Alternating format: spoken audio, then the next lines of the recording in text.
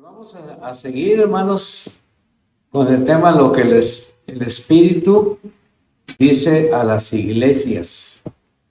Y en este caso le toca a la iglesia de Tiatira, según el pasaje que ustedes leyeron hace un momento. Tengo que decirles que Tiatira era una ciudad que estaba llena de artesanos, de mercaderes y algunos otros oficios, y estaban divididos como sindicatos, como sociedades. Pero lo curioso, que cada sociedad, cada gremio tenía su propio, diríamos aquí en México, su santo patrono, cada uno de ellos. Pero había uno que resaltaba en todos estos gremios, y era Apolos, el dios griego.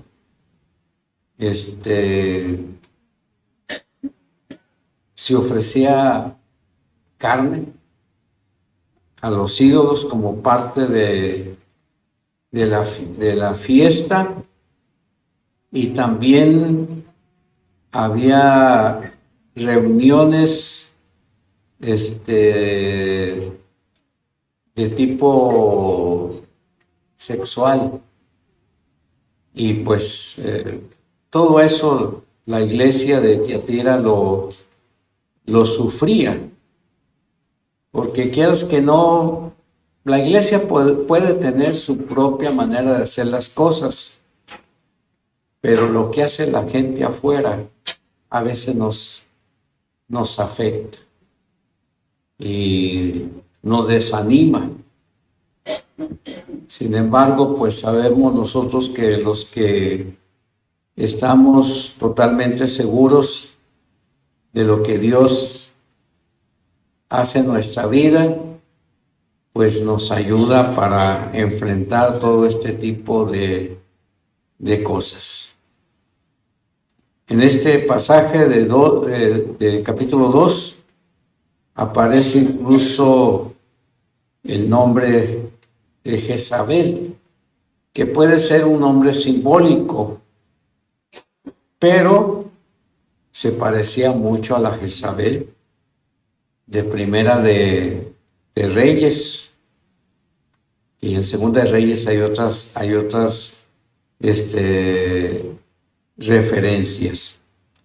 Pero Tiatira así en eso se distinguía. Hoy la ciudad de Aquisar es la antigua ciudad de Tiatira, cerca ahí del mar Mediterráneo, como unos 80 kilómetros, muy pegado a Pérgamo, como a 50 kilómetros estaba pegado.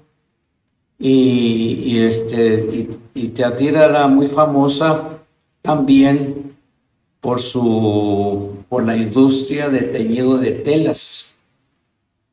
Allí es donde vivía aquella mujer que menciona el libro de los Hechos, Lidia. ¿Se acuerdan? Lidia, que era curtidora no curtidora, sino pintora de telas. Y aunque era una ciudad chica, también en un centro comercial estratégicamente situado en una antigua ruta de comercio. Así que pues pueden ustedes imaginar en el mapa que les puse la vez anterior, allí ese lugarcito. Así que, pues, Tiatira tiene sus peculiaridades, como nuestras ciudades, que se tienen sus propias maneras de hacer las cosas, pero el pueblo de Dios tiene que ser distinto a todos los demás. Aunque a veces se ponga un tanto difícil por las cosas que el mundo hace, nosotros tenemos que conservarnos puros y firmes. El versículo 18 que leímos hace rato también es una repetición de Apocalipsis 1:14 y del capítulo 15. Habla de los ojos como de llama de fuego, los ojos de Dios como llama de fuego, que significa que Dios lo mira todo. Por más escondido que nos parezcan que están las cosas, hermano, Dios sabe todo. Y debemos de entenderlo, aún nosotros como creyentes, que no nos podemos esconder de Dios. Quizás nos podríamos esconder de la gente, pero no de Dios. Es muy triste cuando la gente trata de ocultarse, como aquellos que padecen todavía el problema de la adicción del tabaco o de la bebida, que tratan de ocultarse. Nos podemos esconder de la gente, de la iglesia, pero hermanos de Dios no. Por eso Apocalipsis, este versículo 18, presenta a Dios como un personaje que sus ojos son como llama de fuego, para hacernos ver que Él lo mira todo. Sus pies bruñidos, esa aleación de bronce bruñido era común en aquella región. Al principio les dije que había gran cantidad de artesanos de todo tipo, y herreros, y orfebres, bueno, había de todo, y de seguro hacían muchas cosas de estas, pues relacionadas con el dios Apolo. Las figuras eran parecidas. Incluso dicen que las monedas de aquella región tenían el dibujo del emperador, pero de una manera que Apolos sostenía la mano del emperador. Y Juan recibe esta visión. No hay ídolo en toda la faz de la tierra que supere la belleza de Dios. Por eso dice uno de los salmos que los ídolos no son más que artesanías, porque tienen ojos y no miran, tienen oídos y no escuchan, tienen manos y no atrapan nada, tienen pies y no caminan.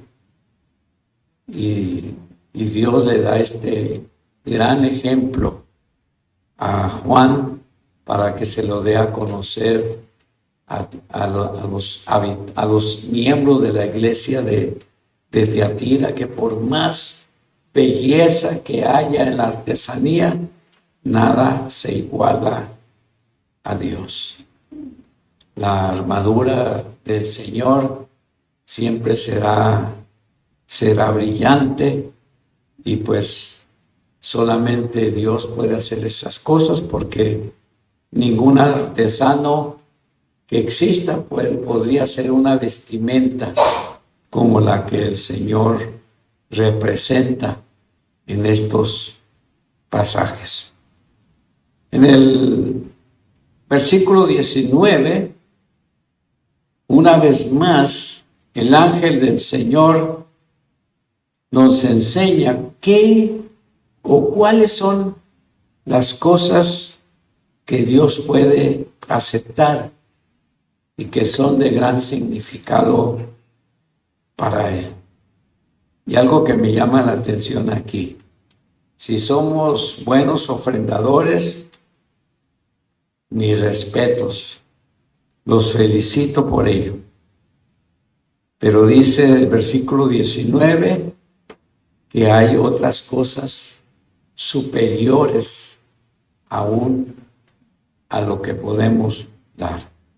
¿Y cuáles son? Dice, primeramente tus obras, o sea, lo que Dios ha puesto en tu corazón para hacer, no son cosas inventadas, no es el programa de la iglesia. El programa de la iglesia puede ser algunas veces muy atrayente, muy especial, muy maravilloso, te puedes sentir muy bien, pero no se iguala a las obras que Dios hace para que nosotros las llevemos a cabo. También habla de su amor.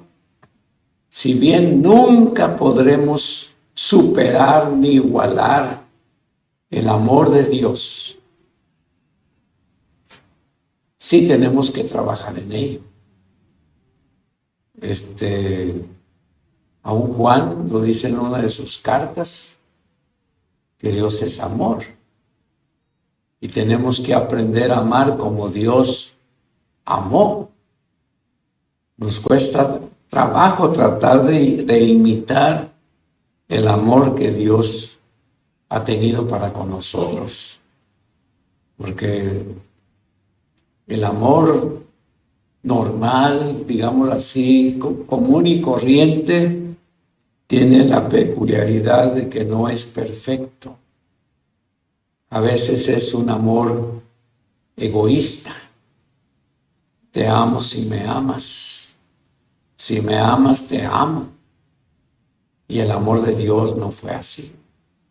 No es lo que dice Juan 3:16, que Dios amó tanto al mundo que envió a su Hijo unigénito para que todo aquel que en Él cree no se pierda, sino que tenga vida eterna.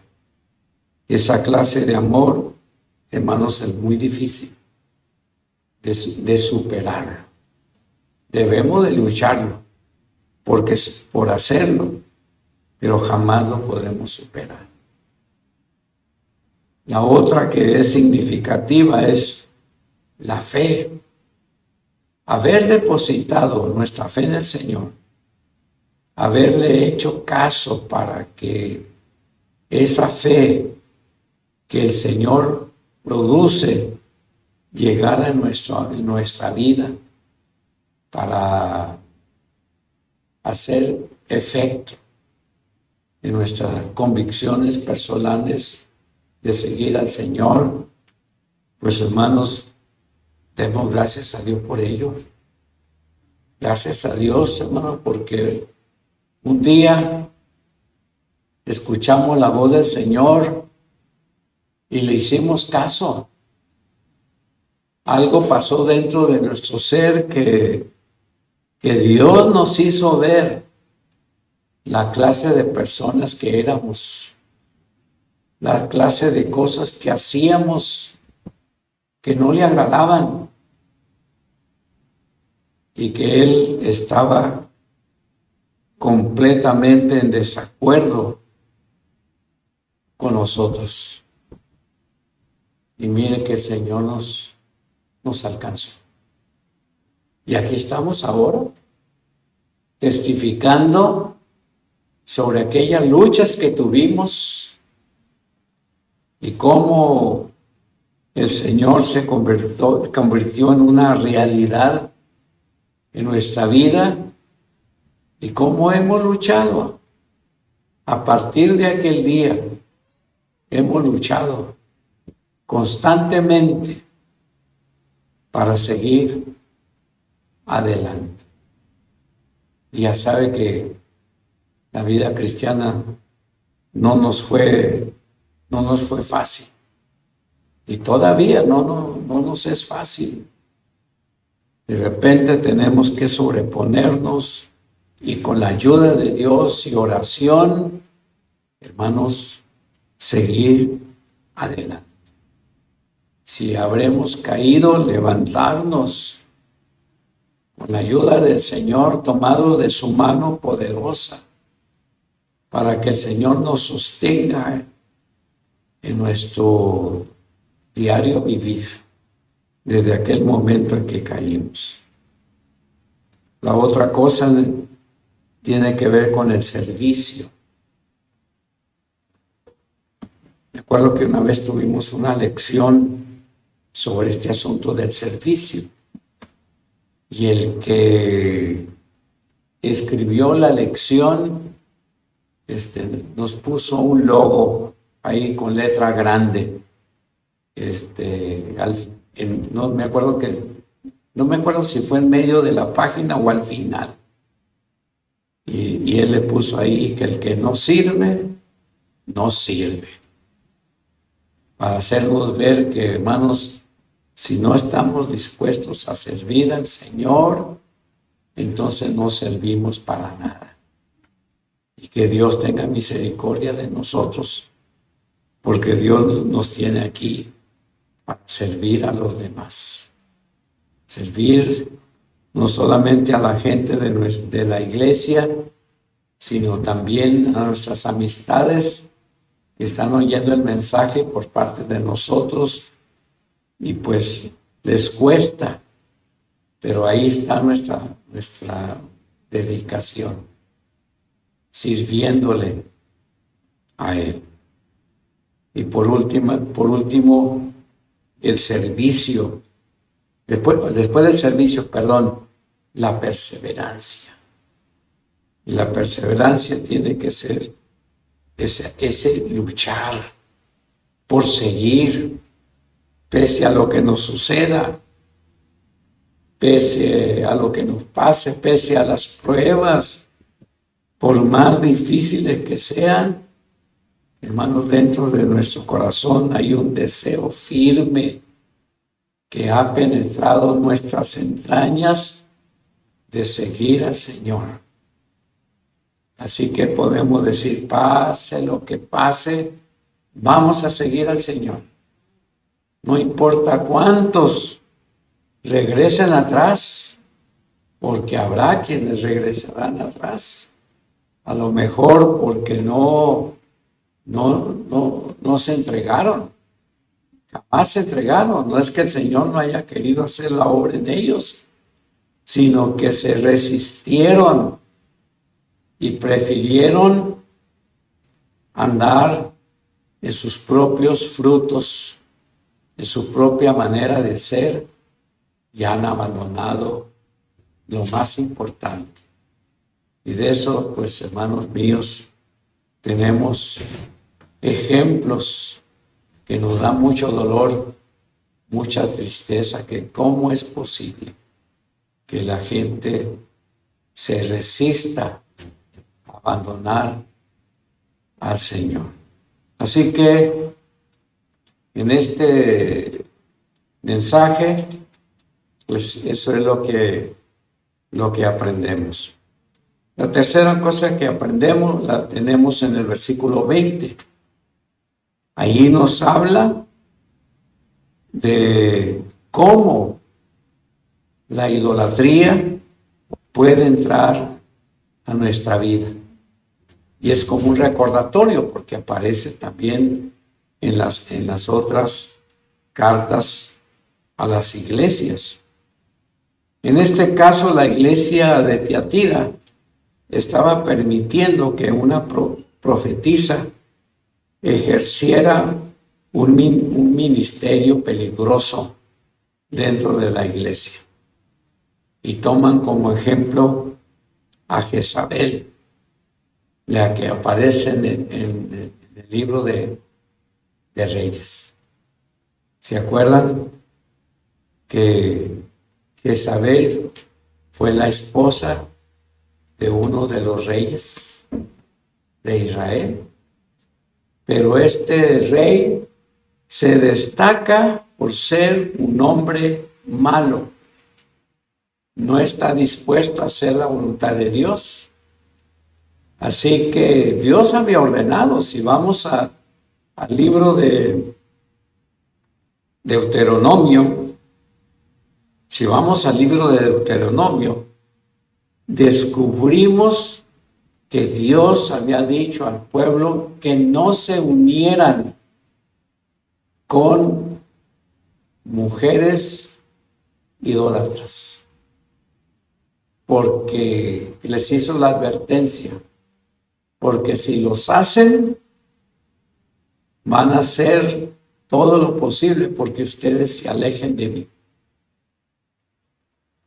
Y en unos casos sucedió, por eso la prohibición al pueblo cristiano, que no se reúnan con inconversos, ni hombres con mujeres inconversas, ni creyentes, mujeres creyentes con hombres inconversos. ¿Por qué? Porque si no están firmes en el Señor, que el escoger a alguien que no cree en Dios, que no tiene fuerza en su corazón para vivir la vida cristiana, pues eso habla que tanto él como ella son perversos. Y Acab fue un hombre perverso y se casó con esta mujer, y pasando el tiempo hizo toda la intención porque el pueblo de Israel se olvidara de Dios. ¿Se acuerdan que el profeta Elías una vez tuvo que enfrentar a Jezabel? Porque Jezabel ya tenía una gran cantidad de profetas de Baal. Y había hecho todo lo posible porque Elías no predicara el nombre del Señor. Y lo trata de amagar para decirle que ella es fuerte y que Acab hace lo que ella dice. Porque incluso ya había levantado templos. Los templos se levantaban por lo general en lugares altos, en colinas, en pequeños cerros, para que se vieran de todas partes. Y esta mujer trató de que Elías no hiciera lo que Dios quería que hiciera. En el capítulo 19, Elías sale huyendo a Horeb y se está en el desierto un gran tiempo debajo de un árbol con el deseo de morirse. Y estaba tan deprimido que le decía a Dios: ya, Señor, basta con esta experiencia, quítame la vida. Y ahí estuvo acostado, se quedó dormido. Un ángel lo levanta, le dice: vente a comer. Él come, porque junto a su cabecera aparece una torta de la pasadita. Una torta cocida, un pan. Al pan le llamaban torta. era más o menos como este diámetro y algo así de grueso, como una pulgada, pulgada y media, hasta 2 pulgadas. Y además de eso, Dios le proveyó agua y comió. Y una vez más se vuelve a dormir. Pero el Señor no deja que pierda su posición y le da 2 órdenes. Levántate, come, porque te espera largo camino. Y se levantó y se fue caminando 40 días y 40 noches hasta Horeb. Y Dios hace una gran obra. Allá en Horeb, Elías es animado por Dios y le dice: yo haré que queden en Israel 7,000 cuyas rodillas no se doblaron ante Baal y cuyas bocas no lo besaron.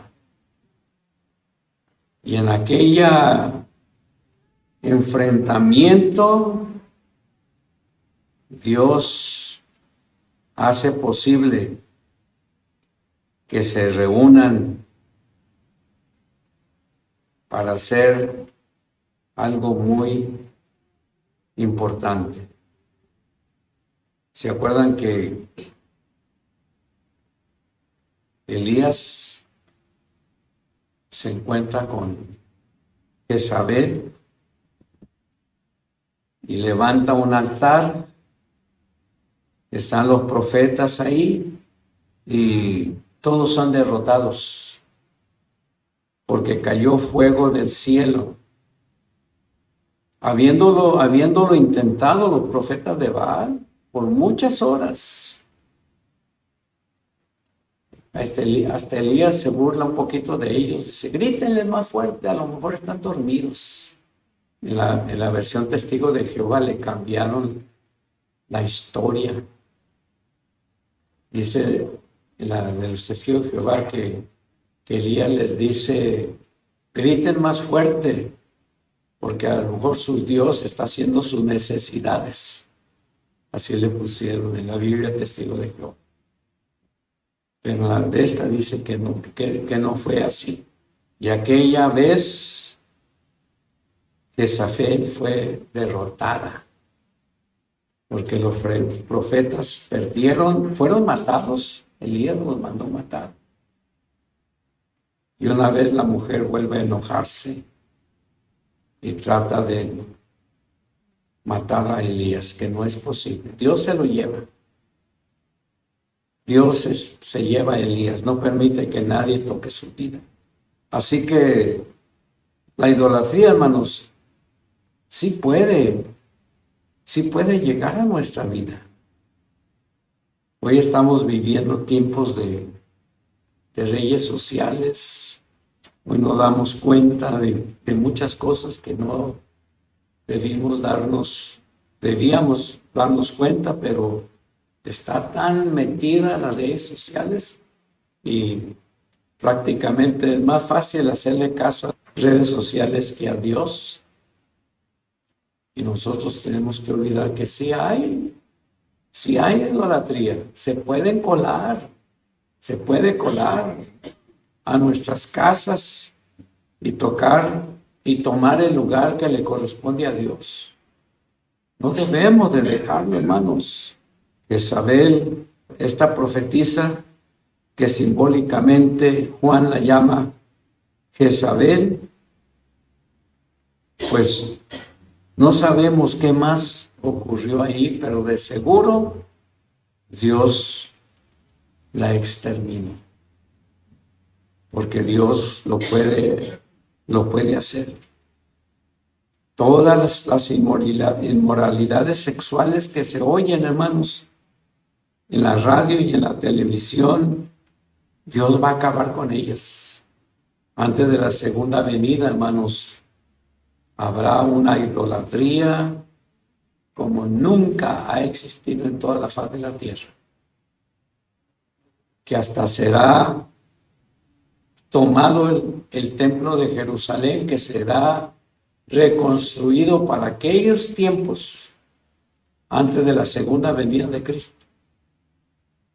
En la mitad de la gran tribulación que se le conoce, los 7 famosos años, a la mitad, los 3 años y medio, se construirá un templo y entrará el anticristo y la bestia para ser parte de este templo. Y los israelitas que hayan coqueteado con ese tipo, pues serán sorprendidos. Porque cuando Cristo venga, hermanos, todo lo malo será quitado.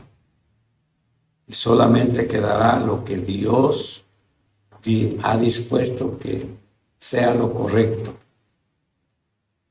Así que no estemos contentos con lo que el mundo hace. Sigamos, hermanos, quejándonos.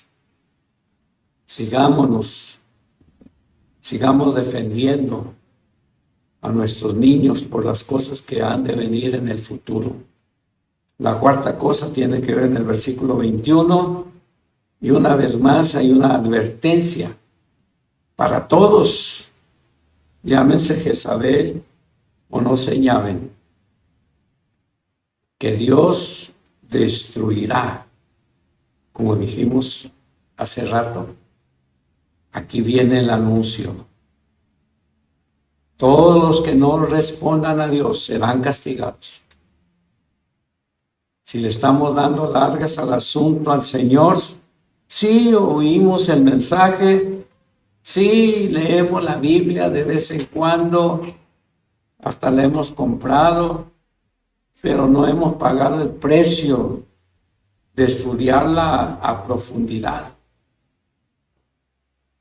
Así que es más fácil actuar según nuestra perspectiva, según nuestras ideas y pensamientos. Nuestras actitudes, hermanos, pueden ser malas en un momento dado. Y tenemos que prestarle oído a Dios. Quiere decir que si yo persisto en hacer mis propias cosas, va a venir un castigo. Estemos listos, hermanos, y que no nos sorprenda. En el versículo 24 aprendemos que a veces los incrédulos pretenden conocer los pensamientos de Dios. ¿Sabe qué dice Dios? Mis pensamientos no son tus pensamientos. ¿Qué quiere decir? Que Dios está diciendo, mis pensamientos nadie los va a conocer si no es a través de las cosas que yo permito. ¿Y qué es esas cosas que Él permite? Hermano, la Escritura. Allí es donde podemos saber de la voluntad de Dios. Allí es donde podemos conocer los pensamientos de Dios a través de la Escritura. Y no crean que por tener el libro en nuestra casa, ahí bajo nuestra almohada o escondida en el librero, ya con eso es una garantía que conocemos los pensamientos de Dios. No, hermanos. Hermanos, Dios no cambia los pensamientos por más que cosas que hagamos y que oramos y invitamos a todo el mundo de Facebook para que ore por una cosa que quiero lograr cuando yo mismo sé que Dios no está de acuerdo. No lo vamos a lograr. Pero los incrédulos son los que más pregonan que pueden incluso conocerse las cosas profundas de Dios. Pero cosa curiosa, como ellos piensan que pueden conocer las cosas profundas de Satanás, pueden conocer los secretos profundos de Dios. Pero esos secretos profundos tienen que ver con el diablo. Dios no tiene tal cosa en mente. Esa doctrina nicolaíta pudo hacer que muchos cristianos dudaran en conocer a Dios si conocían los secretos de Satanás. Incluso creían que conociendo los secretos de Satanás podían vencer a los pecados de la carne. Pero hermanos, la Biblia dice que no es así. Incluso en Hechos 15:28 nos dice que nos abstengamos de los ídolos y de las cosas que se dedican a ellos, asimismo como de la inmoralidad. No permitamos pensamientos en nuestra mente de mentir, de robar, de hacer daño, de desobedecer. No lo permitamos. Eso no va de acuerdo con la voluntad de Dios. En el versículo 25, una vez más aparece el llamado a la perseverancia, pero a la perseverancia dentro de su obra. Perseverar es pensar siempre en ir adelante. Adelante, siempre adelante. Tenemos una mente muy especial, hermanos, que si Dios la gobierna, de veras que estaremos en mayor disposición de hacer lo correcto delante de Dios.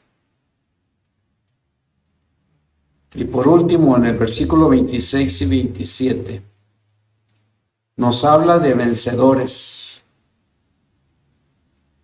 Los vencedores son los que guardan las obras del Señor hasta el fin. Por decirlo de otra manera, estamos aquí para hacer la obra de Dios, ¿no es cierto? Esa es nuestra mente, porque esa es la voluntad de Dios. Hacer la voluntad de Dios hasta el último momento de nuestra vida. Como aquellos que llegan a los hospitales por alguna razón, por alguna enfermedad, y aún estando en su lecho de dolor, le hablan a las enfermeras, le hablan de Cristo a los doctores, le hablan de Cristo a sus familiares, a sus seres queridos, sus hijos, porque ellos saben que el tiempo que Dios les preste debe ser utilizado para eso. Y en los últimos versículos, tanto el 28 como el 29, hermanos, nos habla de algo muy, muy curioso. También le daré la estrella de la mañana, o sea, a los que están ocupados en hacer la obra de Dios hasta el último minuto de su vida. Dice, a ellos le daré la estrella de la mañana. El que tenga oídos, que oiga lo que el Espíritu dice a las iglesias. La estrella de la mañana aparece en Apocalipsis 22:16.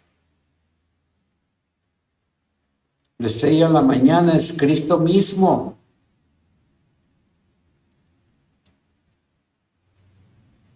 Los habitantes de Tiatira creían que la estrella de la mañana era Venus. La estrella de Venus era considerada símbolo de victoria. Los romanos construían templos en honor de Venus. Los ejércitos de César, en sus banderas, como en sus escudos, tenían el signo de Venus grabado. Y Dios les dice que la mejor manera y hacer las cosas es creer que el Señor es la verdadera estrella matutina. Así que si vemos esa línea de planetas, demos gracias a Dios y a Jesucristo, porque Él es la verdadera estrella matutina. Así que el vencedor tiene una doble seguridad de su participación con Cristo Jesús. Y la seguridad es, hermanos, sobre nuestra salvación. Somos seguros en Cristo no porque nos predicó el hermano fulano, porque asistimos a una campaña de Luis Palau.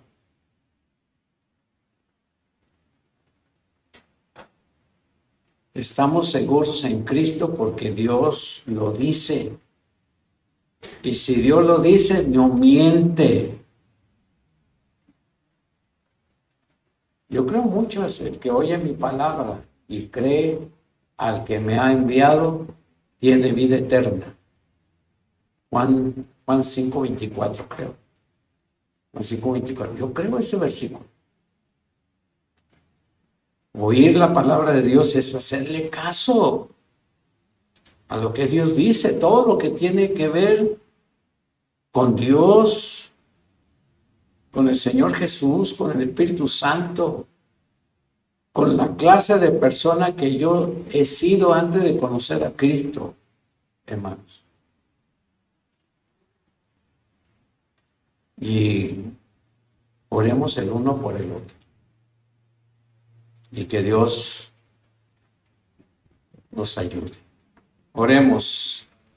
Señor, en este momento que estamos aquí, te pedimos perdón por nuestros pecados, porque a veces no hacemos las cosas que tú nos pides. A veces no oramos con la frecuencia que debemos de orar. En muchas ocasiones no leemos tu palabra, mucho menos la estudiamos con seriedad. Así que eso nos atrae problemas, porque cuando debemos de tomar decisiones, no lo hacemos y tomamos decisiones equivocadas. Señor, bendice a todos los que aquí están, a los que están enfermos, bendícelos ahí en sus camas mientras pasan por estas experiencias. Y así cada uno de los que aquí estamos, si tenemos alguna necesidad especial, oye nuestro ruego, Señor, y no tomes en cuenta las cosas malas que hacemos. Llévanos en paz a nuestras casas y ayúdanos a recordarte todos los días de nuestra existencia hasta aquel día cuando tú vengas. Te pedimos esto en el nombre de nuestro Señor Jesucristo. Amén.